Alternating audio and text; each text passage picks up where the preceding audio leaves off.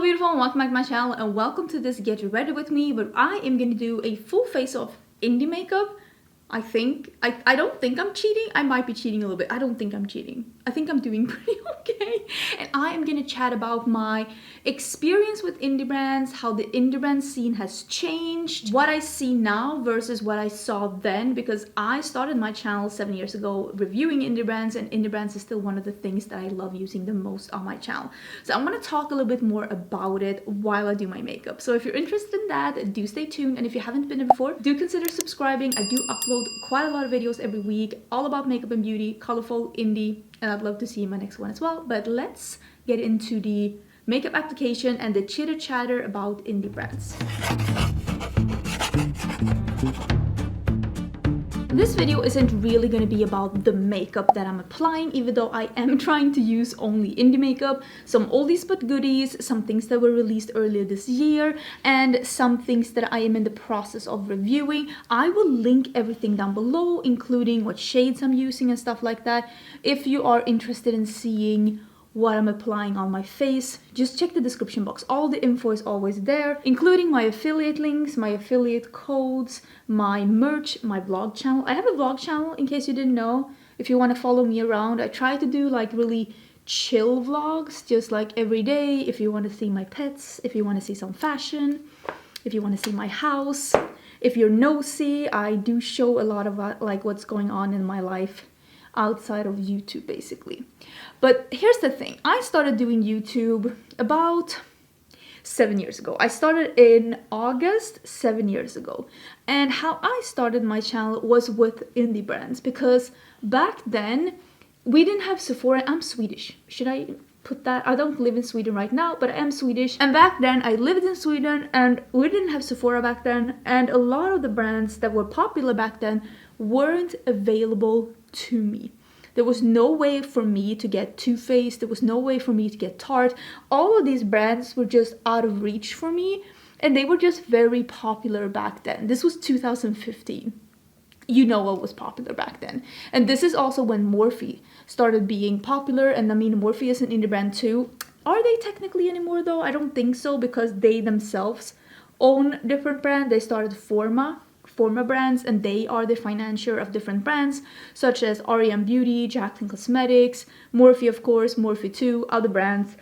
And that's the difference between an indie brand and a non-indie brand. Are they individually owned, or are they owned by an umbrella brand? And sometimes the umbrella brand, for ColourPop for example, ColourPop has an umbrella brand that's called Seed Beauty, and even though ColourPop technically owns Seed Beauty, it's the same owners, it does make them non-indie. And sometimes people will also say that sometimes indie brands become so big that they no longer see them as indie. Technically, Pat McGrath is indie. I don't think she is owned by anything else but like that brand, and I didn't have any other indie concealers, so this is gonna have to do. But back then, the only brands that really shipped to me, that really catered to me and me being interested in other things than the few brands that were sold on the Swedish market at that time, was indie brands. I started reviewing Luxie, JD Glow, Divina. Those were the brands that I started out with. There was some brands that are no longer around. Beauty Creations, they had some really nice eyeshadows back then. And that's how I started my channel. That's what I was doing, and I really loved it. I tried out Makeup Geek, and then eventually I noticed that there are even more indie brands out there that you could be trying, and that my audience was really interested in seeing that. Back then, most indie brands, or the brands that people talked about being indie brands, were made, like handmade, made by someone at home basically. I'm not saying that it wasn't hygienic or anything like that. I'm saying that this wasn't something that you would like make in a factory or make in a lab. Makeup Geek was like an exception, but it was rare to find an individually owned brand that had like enough money or enough of a following so that they were able to actually hire a lab to create the products for them. Not create the formulas, but like, you know, actually like mix the things together and put them in something. Melt is another brand that I started reviewing really early. I remember reviewing their first stacks when they came out. That was so much fun. Those were the days. Both Makeup Geek and Melt were owned by influencers. These were influencer created brands, and even though they were technically indie, that could explain why they had a little bit more funding so that they could go to a factory and have it produced there and make bigger quantities, because that was of course a problem when you were producing yourself, is that like you can't really get the quantities to be in the thousands, because it is hard to produce stuff yourself. It takes time, and if you don't have a team around you, it can really quickly turn into a lot of work. And that is what we saw from some of these brands back then as well, that they were like always out of stock. And if you see that sometimes now from indie brands, that they're always out of stock, and even if they're not hand making stuff, it's probably because they can't afford to buy more stock than this. You have to remember that you have to pay for the stock before you sell it.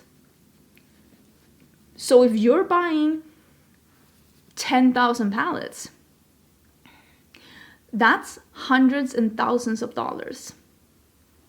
Not a lot of brands have that kind of funding just laying around that they can put into pallets that they're hoping that they're gonna sell.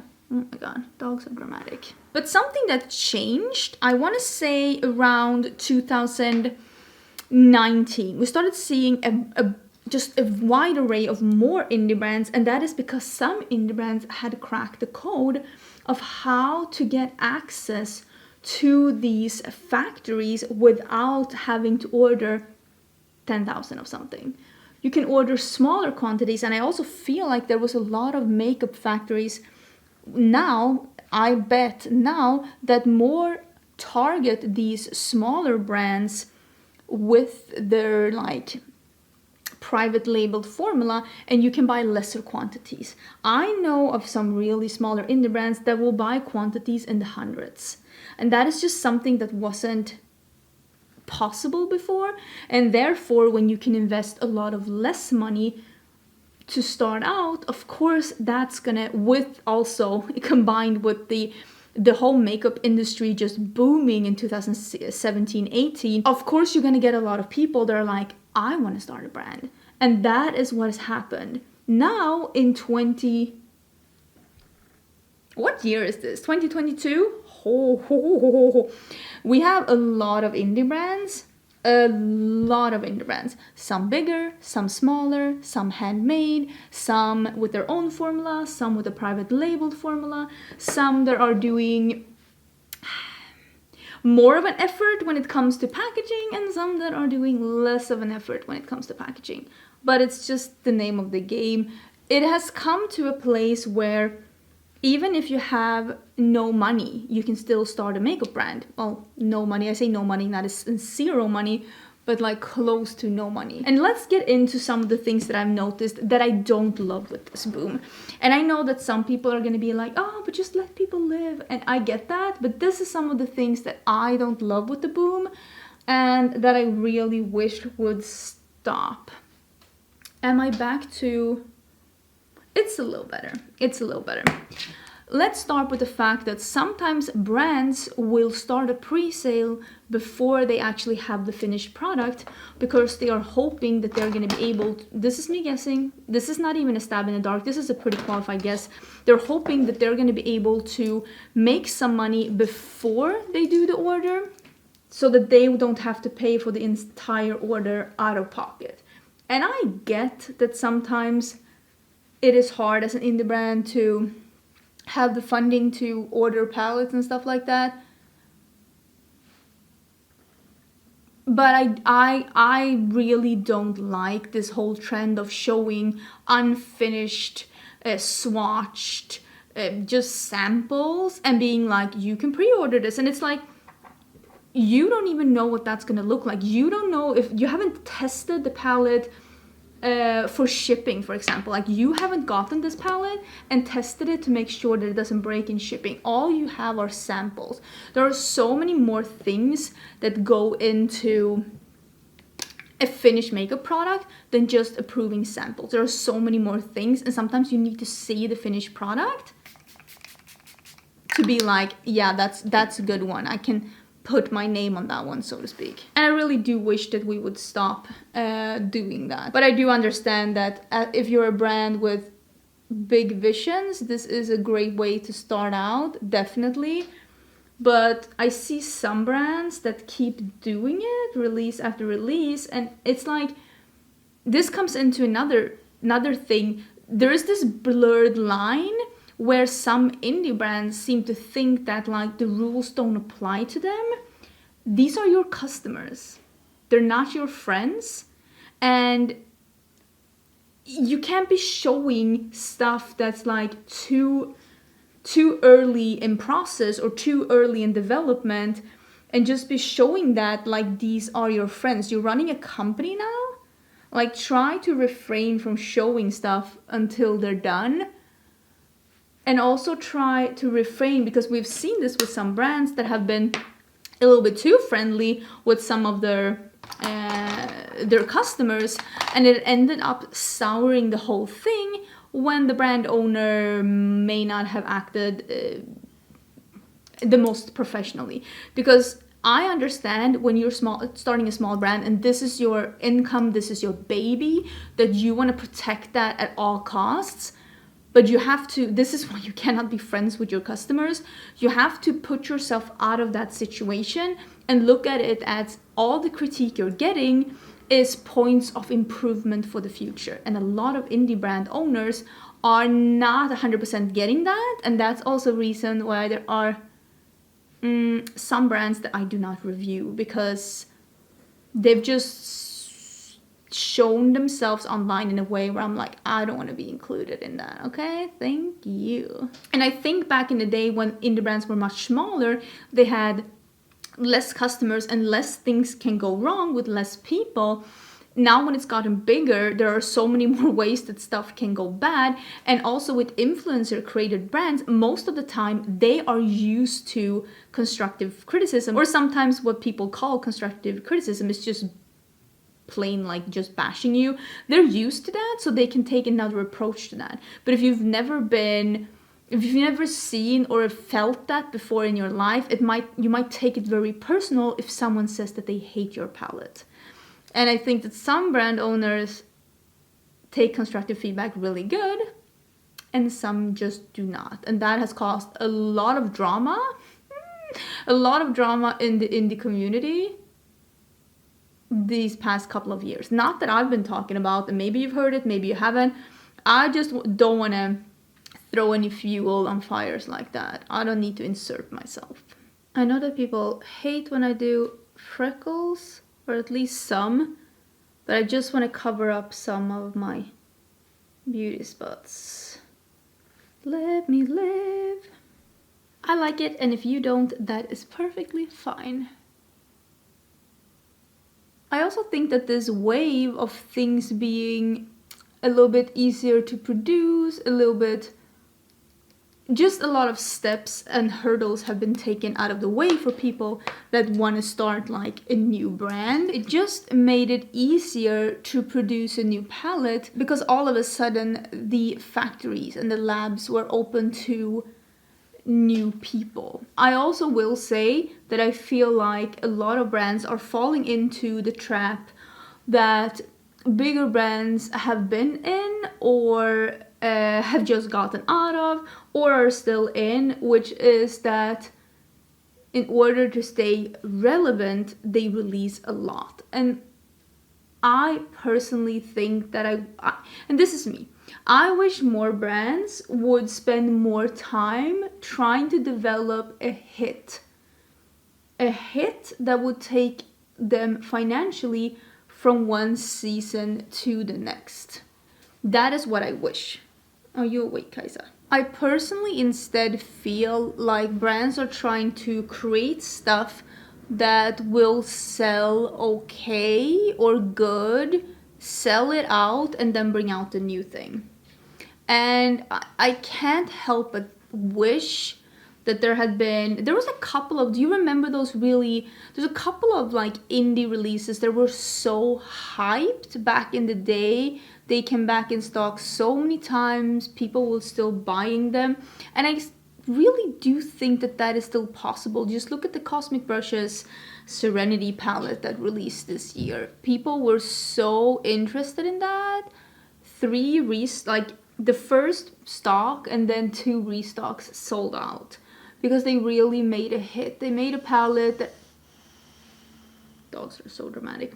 They made a palette with a great color story and great quality and a great name to a great price that people really liked.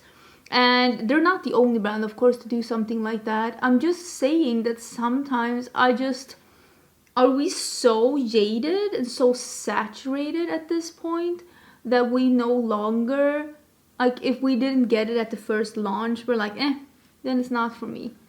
I don't know. I feel like maybe the problem is that there are too many brands, and that I myself can tell that some releases just haven't really been given the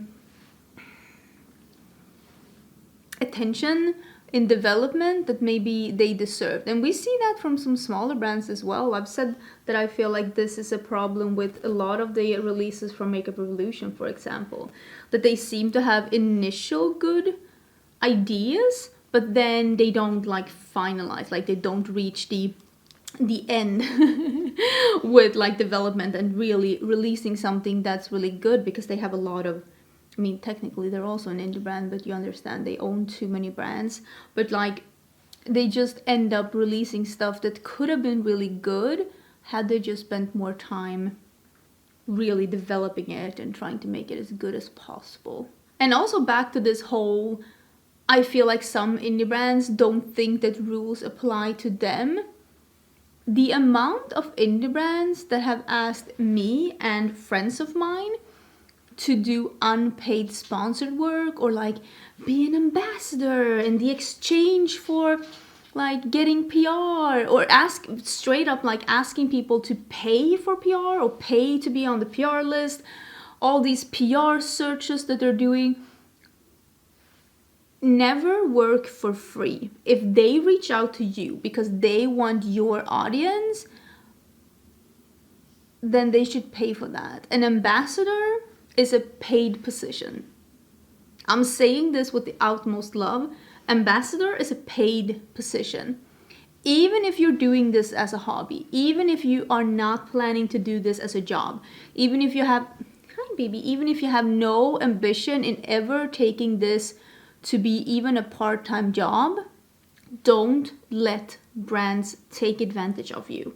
Your currency is your viewership. Your audience is your currency.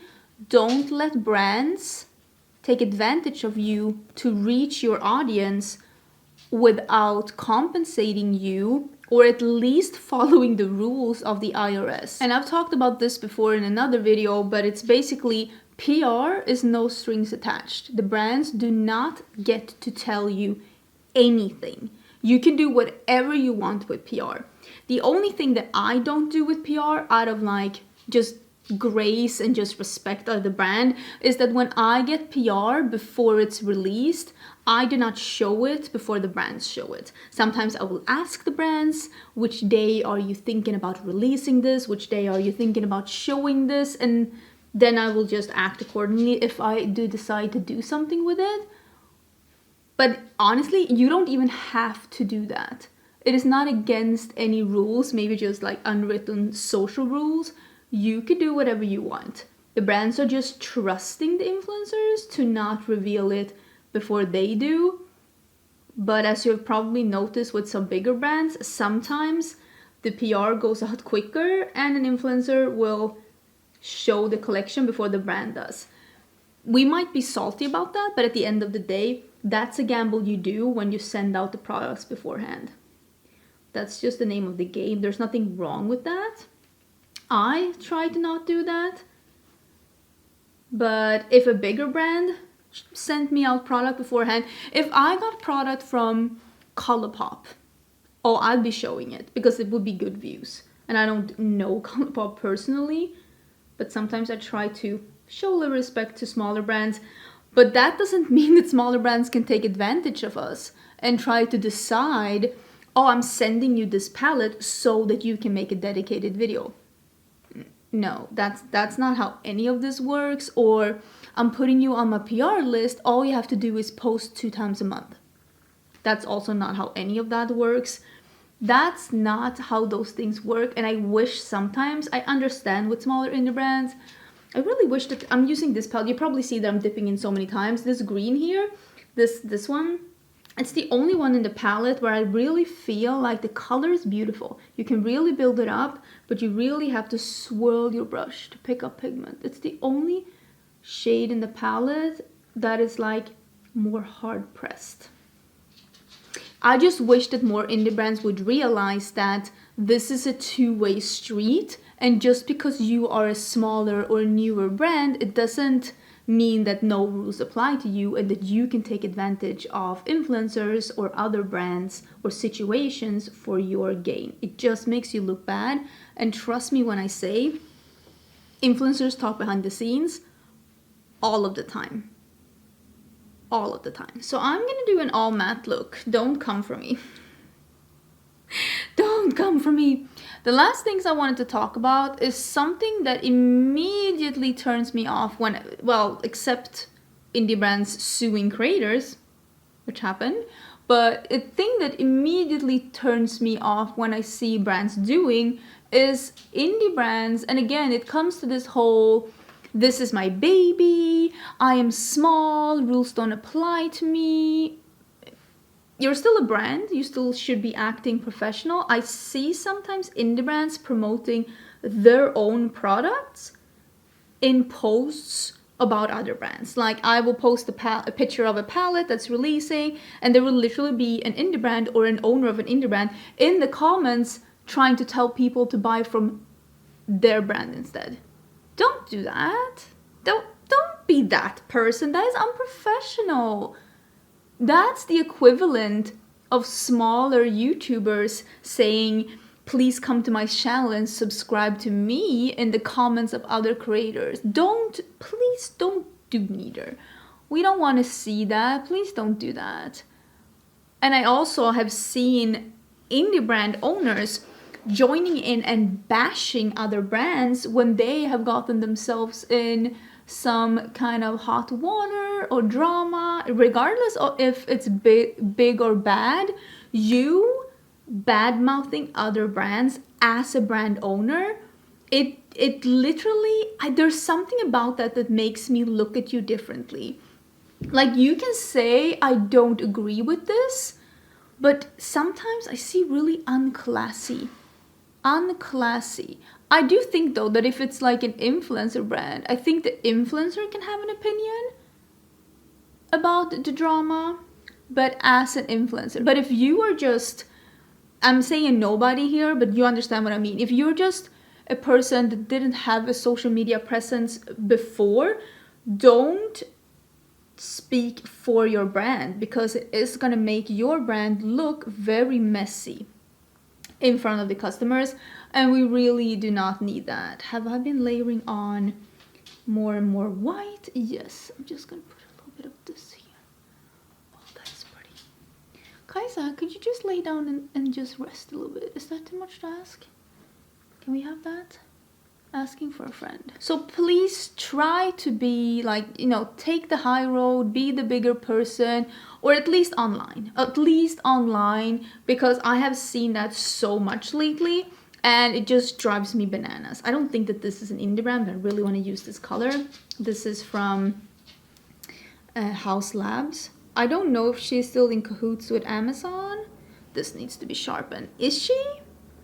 I don't know, because it came to Sephora, because it's not a Kendo brand. I'm not 100% sure. Did I use all the makeup? I think I used all the makeup. Let me put on some falsies and we can have a final chat. Did I make sense during this video? I don't know if I did. Oh, the kids are outside playing. That's why the dogs are so... We have 2 kids living next door here, and even though I'm not a kid person, our dogs very much are.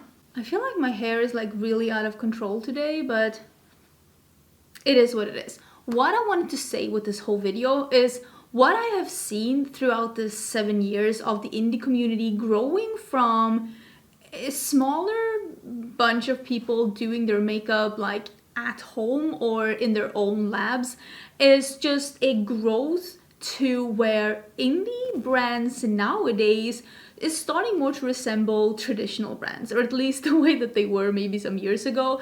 There is drama, there are big ones, there are small ones, some brands hate each other, some brand owners are messy, some are not, some have great customer service, some do not. I've just seen that no longer can you be like, oh, just buy from indie brands and you know you'll get good quality. That is definitely not the case. Sometimes you actually will get better quality from buying from traditional brands like at Sephora and Ulta, and sometimes there are indie brands that produce stuff that you just, they're so good, there's no way you're gonna find it. It's just become a little bit more diverse in good ways and bad ways, I would like to say. I would love to hear your thoughts about this. If you agree with me that the indie community is more and more starting to just look like, oh, I can't do hair, starting to more and more like look like the more traditional like mainstream brands, in that there's just, it's a box of chocolates, you never know what you're gonna get. And I feel like maybe we no longer can be the indie brands are always small, indie brands are always good, kind owners with good customer service and great products, as we can't say that smaller influencers are always honest, because